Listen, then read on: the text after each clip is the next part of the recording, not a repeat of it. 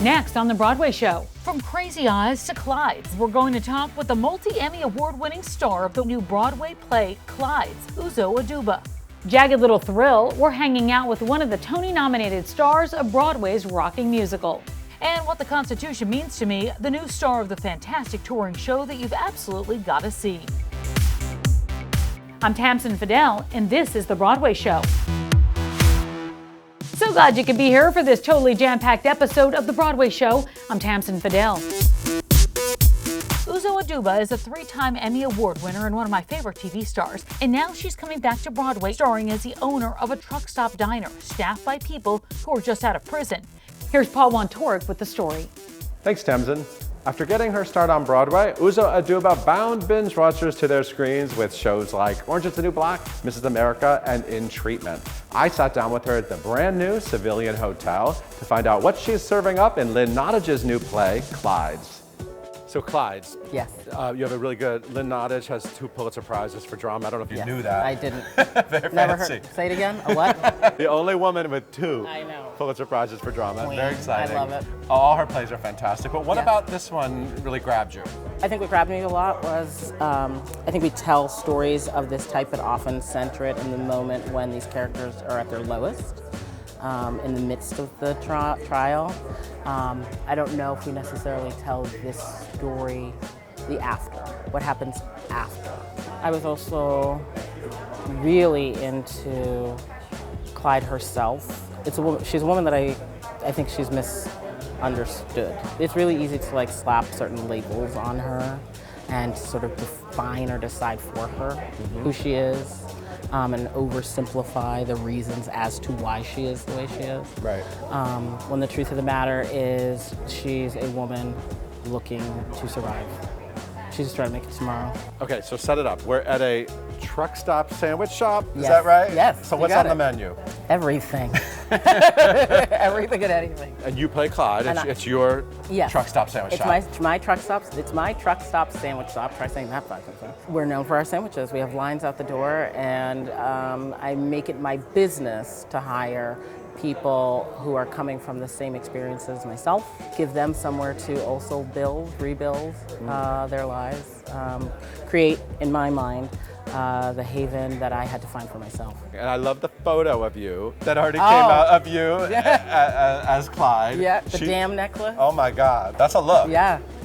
So she seems like she's a lot. Yeah, she's a lot. She's fearless, she's strong, she's tough, she has an opinion, she's quick with her tongue, she's fun, she's funny, and she's unapologetic about all of those things. She embraces them. She wraps them, holds on to them, she thinks they're, she doesn't shy away from the challenge of being herself.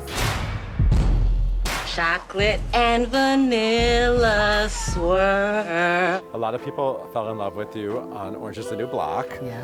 I already knew you from Broadway. You are a theater kid. What does it feel like now to be, after this crazy time in the world, you're getting to sort of chase your love again and be on Broadway? It feels humbling, honestly. Yeah. If I can tell you honestly, it feels humbling because, you know, in this time that we've been in, where the thing that we have not been able to do in a theater space, we get to do now. And not that I think any of us took it for granted or assumed Broadway would always be there. I don't think we did. But I don't think any of us ever imagined that it could, in a single day, be gone. Yeah. You know? And for all of us who do it strictly for the love and the passion of it, that to be part of it again feels extra special. You recognize it as a gift. It really is just that, you know? You can only be in the room that day and have that experience together. You can watch it on TV, yes, you can watch, you know, clips, you can stream in, all of those things are huge and I love all of those. But to be in the room is just, there's nothing like it.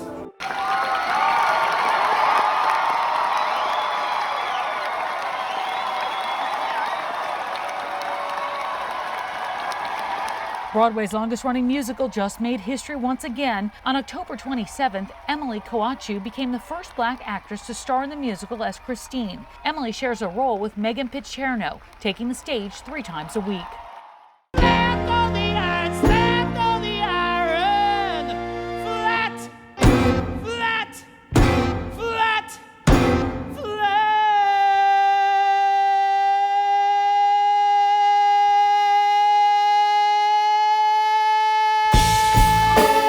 Broadway revival of Caroline or Change has finally opened at Studio 54.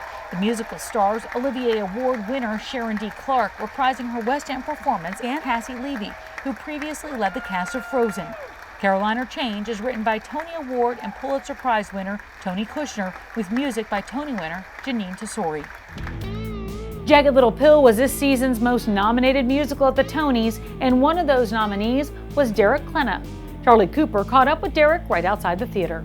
Thanks, Tamsen. Derek Klena, a 2020 Tony nominee for his role in Jagged Little Pill, is set to return to Broadway, singing the tunes of Alanis Morissette. We met up here at the Broadhurst Theatre to talk about that and so much more.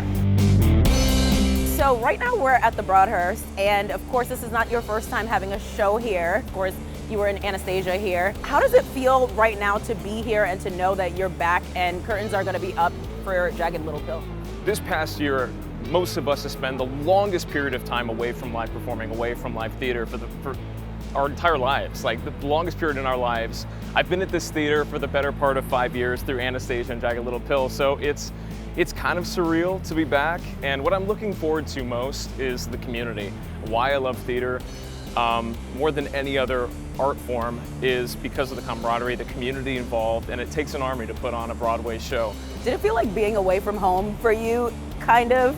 Yeah, it kind of did. I mean, the Broadhurst has been my home for the past 5 years, and this has been the longest period. Even down to the stage doorman, Ernie, who's like the best guy ever, and I saw him pretty much more than my wife for the past 5 years, to be honest, day in and day out. It's a family here. It's a great building, a great cast, a great team. So yeah, I'm really looking forward to having my friends back. You play Nick in the show. Can you kind of talk about how your perspective over the last year is going to make you a stronger Nick, or change your perspective on that role in general? I've thought about this a lot, and what I keep having to remind myself is I view the situations that we address in the show and the themes we address in the show in a different way from Derek's perspective. But Nick is still 18 years old. He is still oblivious to the events of this past year. He is still finding himself as an adult, transitioning from adolescence to adulthood.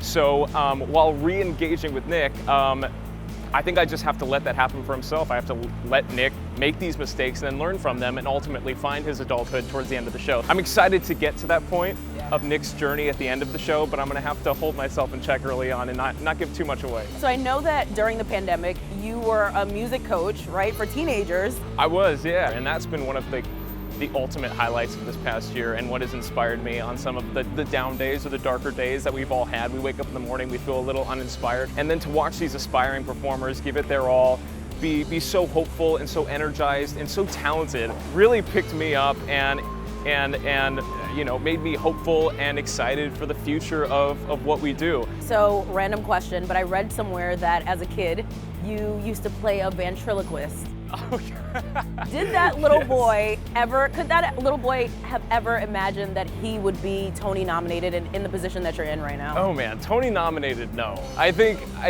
living this life, definitely. I was a very animated kid. I was always into the Disney musicals. I was up on the fireplace, the mantle, singing Hunchback of Notre Dame at like 3, the entire opening. So I definitely had it in me at a young age, but Tony nominated, no. I don't think any of us, you always dream of that moment, but you don't ever think it's gonna happen. And then it does, and you get to celebrate that with a show that's so highly recognized, rightly so, for everything that we've put our heart and soul into for the past 3 years. That's what made the experience so magical, is that we got to celebrate that together. Flying over sunset, past the Hollywood lot sign. Broadway's trippiest new musical begins preview performances this week, and this is our first look at Flying Over Sunset. It's a work of fiction, but it's inspired by a trio of well-known people who experimented with LSD back in the 1950s. Opening night is Monday, December 13th. A few weeks back, we talked with one of the stars of Flying Over Sunset, Tony Yazbeck. He plays Cary Grant. You can check out the full interview right now on Broadway.com. There is still a whole lot more to talk about on this edition of The Broadway Show. Coming up, Heygo to Broadway. We're going to talk to 2 Broadway talents turned online tour guides. It's a really cool way to see NYC. The Broadway Show is back in just a couple of minutes.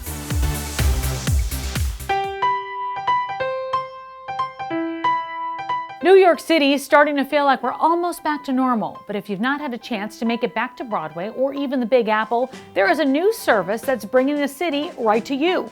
It's called Heygo. Here's Paul with the details. Aaron Kubrick and Patrick Wetzel are a real-life couple who found success on Broadway as performers. During the Broadway shutdown, they also became online interactive tour guides for Heygo.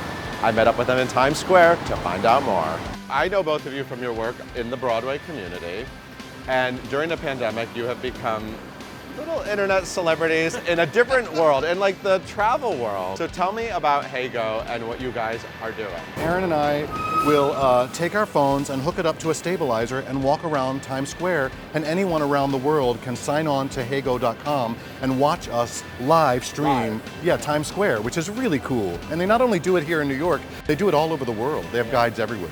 We show off about 50 different spots of New York City. We've done over 200 tours since we started a year ago with Heygo. We're in Times Square because you're actually about to do a Heygo tour. Yeah. And we're gonna get to watch see how it goes. Yeah, we have a live tour coming up. Should we get started? Let's get going. All right. We're starting off right here at Broadway's stunning New Amsterdam Theater, a Broadway theater here on 42nd Street. This theater opened in 1903, and A Midsummer Night's Dream was the first show that played here. You're both longtime New Yorkers, so is this like a great way to use sort of your knowledge of the city, or are you actually learning about the city as well? I mean, a little bit of both. We bring our own personal experiences to the tours, but a lot of the neighborhoods we've had to, research and study. Because, as a New Yorker, you kind of stay in your same lane. You go, from home to work and back and forth and maybe meet friends in a different neighborhood. But some neighborhoods we've really researched and had to come up to speed on. What it's really done has made us fall in love with the city all over again. Because, New York is great and the pace is great, but it can wear you down. Yeah. And doing all of this research about it, the city we've just fallen in love with New York again, which has been great. Have you, as audience members, enjoyed any other things on Heygo? Have you watched some of the other tours around the world? We watched so many Heygo tours. We watched one of our favorite guides is Adam in Budapest, and he's a terrific and funny guide. They all have different strengths, and they all show you different personalities and different beautiful places in the world, and it's exciting. Heygo is one of the best things that's happened to us in the pandemic. So George M. Cohan is right here. He's kind of considered the father of the American musical. He wrote, produced, and starred and directed in over 36 musicals on Broadway. He also wrote over 300 popular songs, many of which such as Give My Regards to Broadway. Yeah. Do you have any indication of what the people watching love about this? What kind of things, how are they engaging? What are they sort of interested in? What have you learning about that? I think we learned something early on with the two of us, which is that because people have been in lockdown for so much, that they wanted to have an experience with other people. And one thing that's been lacking over this last year is a sense of community, because everyone's been alone and trying to stay safe. So this site, Heygo, has created a community. We have people that join our tours all the time and do the same tours over and over again, just because they like to check in with us. It's almost like walking around with friends. We'll leave you with a nice shot of Times Square. Here it is in all of her glory.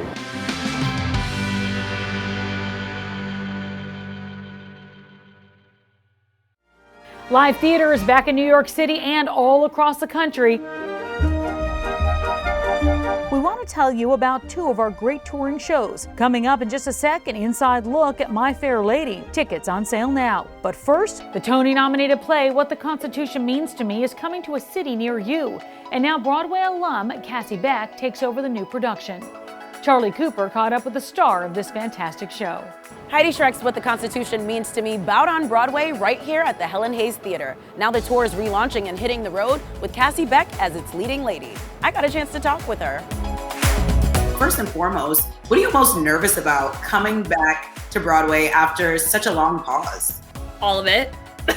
I'm nervous about all of it, to be honest. I'm so glad you said it that way too, because I was going to say, if you asked me what I was excited about, I was going to have to say, well, I'm trying to turn my nerves into excitement, because it is also excitement. And I'm hoping that all that muscle memory is there and I still know what to do, but I'm excited about the connection, honestly, with audiences. I think we're all just so hungry for some connection, you know, and in this role in particular, and in this play in particular, the scene partner is the audience, because the character of Heidi is 90% of really the dialogue, and it's in relation and in direct address to an audience. So of course, what the Constitution means to me speaks about how the Constitution has essentially failed women. What about the script and about the role really drew you to it? Well, I saw it at New York Theater Workshop with Heidi. I just felt all the feels while I was watching it. I mean, she was soaring on that stage, and women were soaring, and I felt it deeply. The production it executes so well the invitation of the piece, which is examining or re-examining your personal relationship to the Constitution, or legislation, or law, government, your relationship to yourself as an American. And you get to do it intimately in your brain and in your heart, sitting in that theater in commune with other people. It invites you, with the debate aspect of it, to take the other side for a second in your mind and think about it from a different point of view, and maybe even argue it. Just try it on and see. And so what I love about the play is it's not preachy or pandering, and it's not a challenge.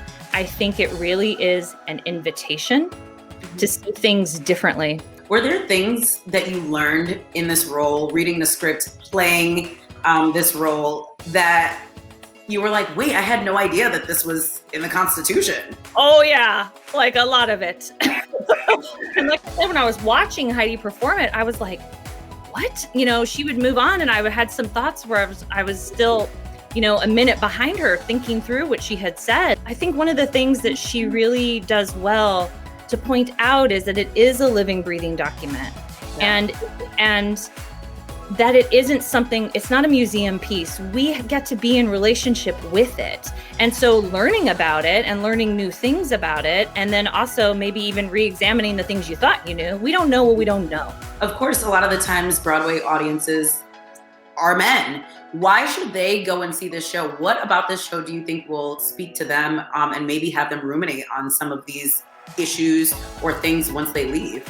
It's eye-opening for men who may think we've gotten a certain place or equality has been reached, and they maybe think their own behavior or complicity or complacency around these issues, they might, you know, re-examine some of those, and hearing from a woman, not just her story, but the lineage of her story and how it has affected her. And it's just on a human level. If you're a human being, it's relatable. Now heading back across the country is My Fair Lady. We met up with its lead actress. There's so many little moments that I've missed. You know, I've missed the logistical aspects of theater. I've missed the quick changes. I miss the exhaustion in the best way. But you know, I think for me, one of the most iconic moments is when she discovers her voice for the first time, and that's The Rain in Spain. It's such a joyous song, and they're dancing, they've discovered, you know, her new power. I think of her voice as her superpower. And then that leads us into I Could Have Danced All Night. So that beautiful little vignette is just perfect.